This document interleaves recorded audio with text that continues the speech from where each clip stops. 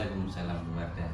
Pripun kabarnya hari ini Bapak? Alhamdulillah luar biasa. Panjenengan? Alhamdulillah luar biasa juga. Bapak, mohon maaf hari ini saya mengganggu waktunya. Saya akan melakukan wawancara melengkapi tugas modul 3.1 yaitu pengambilan nilai keputusan berdasarkan nilai-nilai kebajikan. Untuk guru penggerak ini. Terus. Begini Bapak, untuk pertanyaannya saya akan membacakan terlebih dahulu, nanti bisa dibantu untuk menjawab penyelesaiannya ya. Siap. Yang pertama, saya akan menanyakan kepada Bapak, selama ini bagaimana Bapak dapat mengidentifikasi kasus-kasus yang merupakan dilema etika atau bujukan moral di pengalaman yang sudah dengan alami selama ini menjadi kepala sekolah. Terima kasih, pertanyaannya luar biasa. Kalau dilema etika itu, kalau di sekolah secara real itu kebenaran melawan kebenaran. Contoh misalnya ada sebuah program salaman mungkin di depan pagar dan datang itu dilakukan, dan mungkin di pagi hari ada kegiatan yang ada beberapa usulan dari guru-guru untuk melaksanakan sholat duha. Jadi sebelum jam efektif itu ada sholat duha, tapi di sisi lain ada guru yang mengusulkan itu waktunya kita penyambutan untuk anak-anak. Jadi mana yang didahulukan? Kalau salaman benar dengan anak-anak, sholat duha juga benar, artinya benar melawan benar. Nah, akhirnya saya berpikir kalau waktu untuk menyambut anak-anak itu kan waktunya terbatas. Dengan sholat duha dari pagi mungkin sampai zuhur itu bisa dilaksanakan. Sehingga saya mengambilnya, saya cenderung ke salaman ke anak-anak dulu karena kondisinya yang tepat seperti itu, dan ketika anak datang dengan salam, sapa dan senyum itu dapat dilaksanakan. Saya kira itu. Sedangkan kalau bujukan moral, yang pasti bujukan moral itu benar melawan salah, sehingga sebuah masalah jika kita analisa, oh ini katakan uji legalnya ini tidak aturan yang menaunginya atau mempayungi dari kasus ini. Ketika itu tidak ada, uji legalnya tidak terpenuhi, maka selesai. Ini yang harus kita ambil. Jadi bertentangan dengan legalitas atau aturan hukumnya. Saya kira itu mungkin.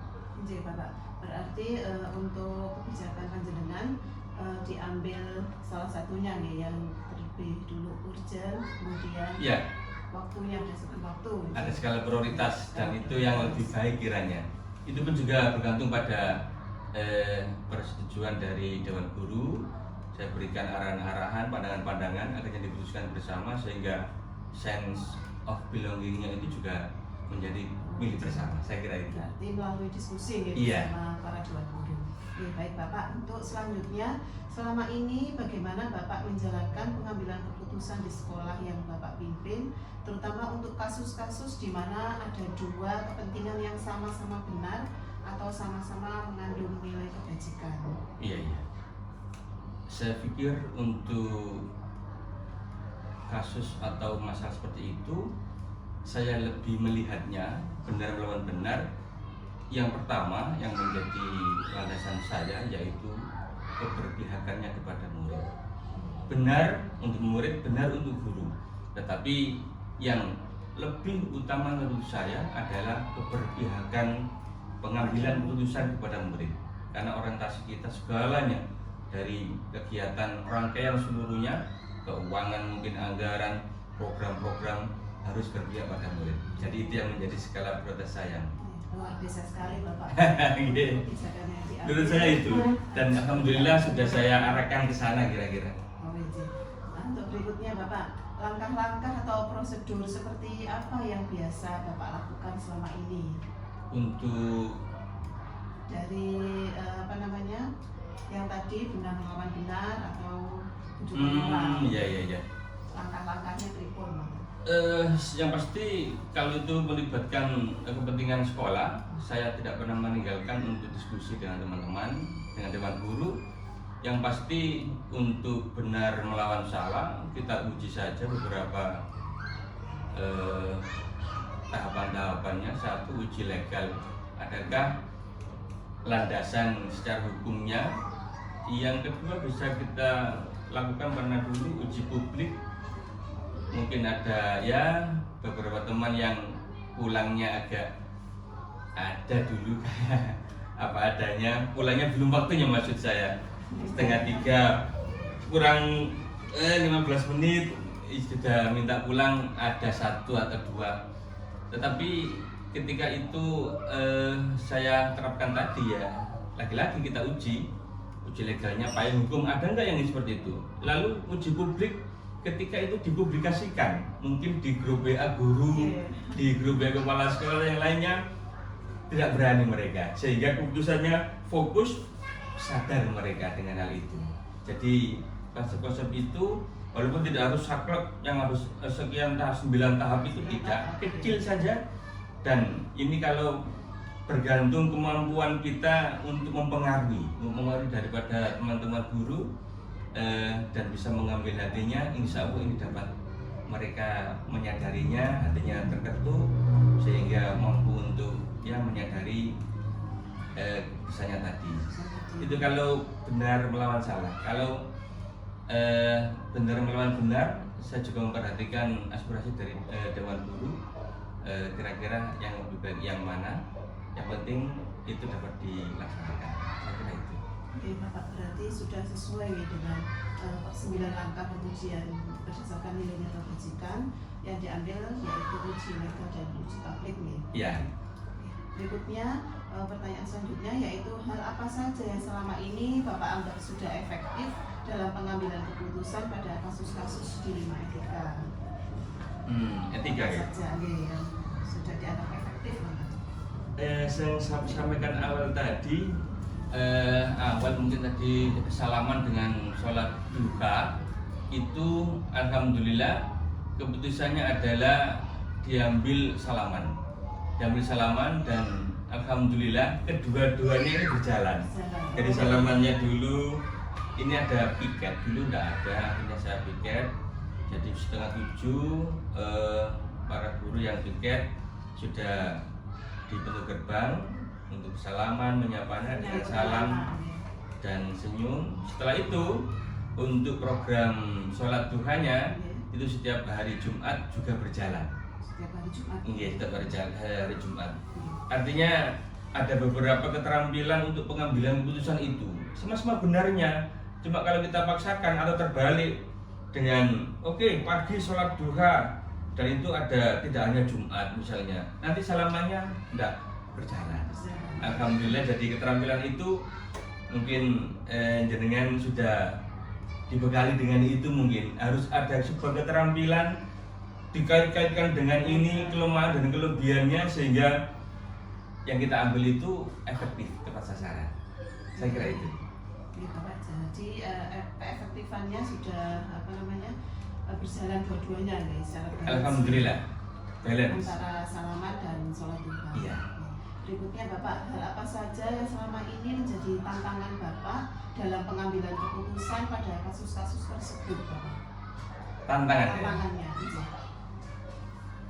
Ya, tantangan saya yang selama ini saya alami secara real itu keengganan untuk berpindah dari zona nyaman ini saya rasakan masih.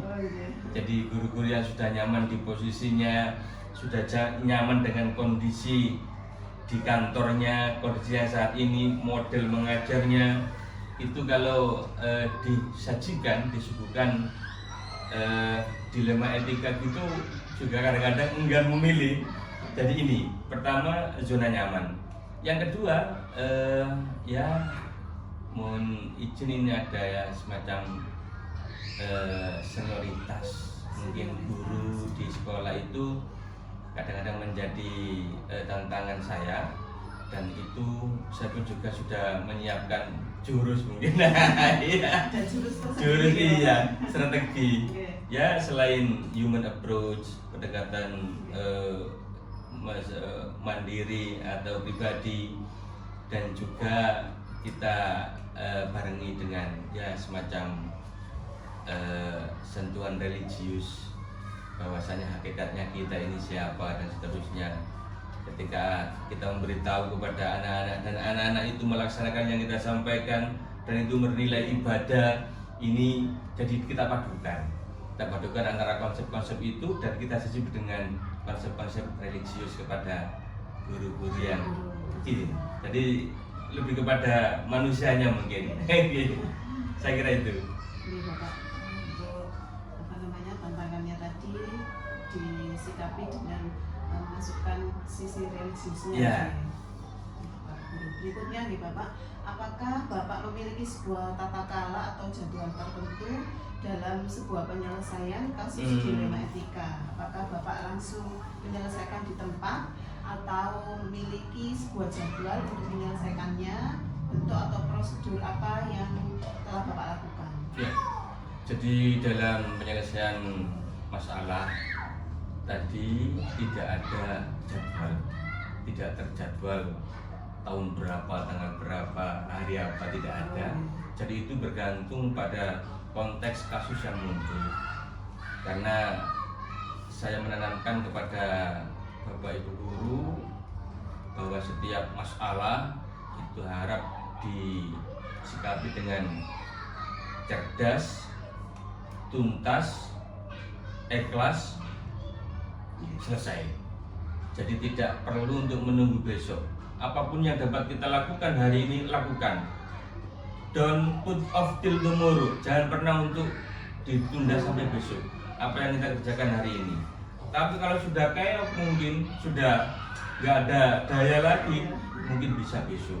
Jadi untuk penyelesaian masalah bergantung konteks masalahnya dan diharapkan langsung tuntas pada hari itu.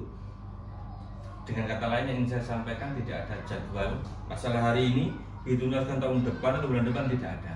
Jadi langsung berdasar pada masalah yang ada dan langsung diselesaikan. Jadi tidak menunda-nunda nih. Tidak. Baik yang dilema etika ataupun bujukan moralnya. Untuk berikutnya Bapak, adakah seseorang atau faktor apa yang selama ini mempermudah atau membantu Bapak dalam pengambilan keputusan dalam kasus-kasus dilema etika yang Bapak alami? Iya, ada. Jadi yang pertama di sini ada guru yang menurut saya memiliki power. Power artinya power pemikirannya luar biasa, pengaruhnya kepada teman-teman luar biasa. Ini yang sering saya ajak sharing dan untuk ya pertimbangan-pertimbangan, masukan-masukan untuk memberikan masukan kepada saya, dan akhirnya dari beberapa masukan itu saya simpulkan dan sampai pada sebuah keputusan yang nantinya saya terapkan pada seluruh teman-teman atau di sekolah ini.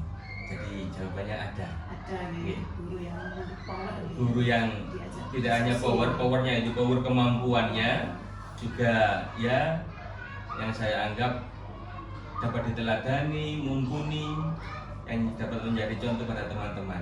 Panutan, guru panutan ya, sama katanya itu guru panutan yang ada di sini, baik panutan keteladan untuk perilakunya, ucapannya, dan juga ya cara mengajarnya, pokoknya yang guru hebat di sini lah. Jadi ada yang saya pakai. Jadi Bapak, untuk berikutnya dari semua hal yang telah disampaikan, pembelajaran apa yang dapat dipetik dari pengalaman Bapak mengambil keputusan dilema etika ini? Ya, sebuah pembelajaran yang luar biasa menurut saya. Di sini seorang kepala sekolah atau pimpinan, tidak hanya terbatas sekolah saja, saya kira harus memiliki keterampilan ini, harus memiliki skala prioritas, harus memiliki sense of usage, naluri kemanfaatannya. Ini yang mau kita ambil yang mana, yang kita dahulukan yang mana. Ini harus memiliki keterampilan. Dan itu menurut saya sebuah pembelajaran yang sangat berharga bagi saya, karena saya belajar juga dengan berbagai pertimbangan kita melihatnya dari sudut pandang ini, oh kemanfaatannya ini. Kalau kita pandang dari sudut sebelah kanan mungkin, oh kelemahannya ini. Jadi antara kelemahan dan kelebihan, antara kemanfaatannya dan kemudorotannya, ini sangat menjadi pembelajaran yang sangat-sangat berarti bagi saya, dan juga membesarkan saya untuk ya semakin mengambil keputusan itu zero problem atau sekecil resiko.